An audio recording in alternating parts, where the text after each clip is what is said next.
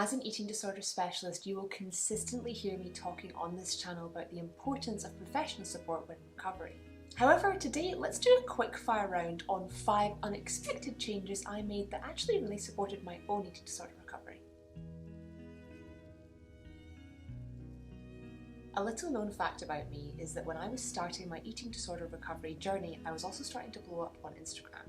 Without showing my age too much, this was over a decade ago now, so the Instagram landscape was very, very different. This was before influencers, before dodgy algorithms, and before the Facebook takeover. And because of this, it really allowed my content to gain traction. I was starting to be featured on places like BuzzFeed. And whilst this might sound amazing, it was actually a huge amount of pressure. Many other women my age at the time were similarly starting to blow up online too, and many of them clearly had eating disorders, or at the very least disordered eating patterns. And I was constantly comparing my body, person and lifestyle to them. I actually ended up deleting my account, and I've actually never returned to social media in my personal life. Honestly, this completely changed the way that I compare myself to other people. It gave me real breathing space from perfection and aesthetics, and therefore actually really assisted me in my recovery whilst I started to move away from the idea of perfect. For some of you, going cold turkey on socials might work, just like it did for me.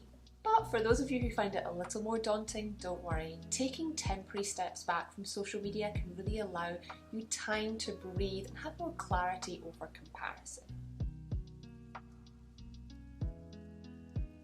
Whilst I think the concept of living in and inspiring to certain aesthetics could be really beautiful, I think in reality it can often curb creativity and authenticity. Whether it be that girl or cottagecore or old money, aesthetics often result in you feeling boxed into trends of the moment. An element of trauma recovery is actually finding our authentic selves, because that authentic self hides behind the coping mechanisms like an eating disorder that have been keeping us safe. And I do think that aesthetics can play a role in almost stifling that authenticity and creativity. Whilst I don't think there's anything wrong with enjoying elements of aesthetics, and certainly I do and have continued to in my recovery and beyond, I wouldn't go so deep into an aesthetic that it stops you from feeling like your authentic self and expressing yourself appropriately. Particularly because your own ideas around aesthetics will change as you continue to grow. Eating disorders can completely take over our lives and leave little room for anything else, emotionally or practically. When I was deep in my eating disorder, my life revolved around trying to find some sort of aesthetic perfection, meal prepping and planning and going to the gym.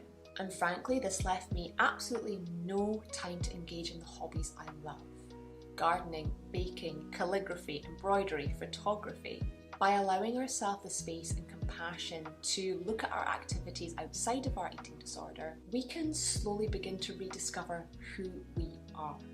Our likes, dislikes, goals and ambition, what drives us and what helps us find contentment, because you are not an eating disorder. Our eating disorder is trying to protect us from the unprocessed traumas of the past, but often it's also trying to protect us from potential traumas of the future. For a long time, I used perfectionism and my eating disorder as a coping mechanism to try and shield me from rejection, failure, disappointment, humiliation. But in reality, all this really did was suppress my growth as a person. In my recovery, I really allowed myself to lean into the idea of failure, acknowledging that without it, I would never be able to succeed. I failed in so many ways in both my personal and professional life. So much so that after time, failure no longer felt scary or daunting or threatening. It felt like the norm. Opening up and being honest about my failures with my loved ones also allowed me to harness my vulnerability. And it allowed them to be vulnerable in turn, sharing stories of their own failures with me, which in turn normalised the concept even more. I ended up spending 8 years in university, and frankly my training hasn't really stopped since then. I have such a thirst for knowledge and actually really enjoy learning. But there are many activities that can mirror our eating disorder and give us the same impact, and for me that was academic success.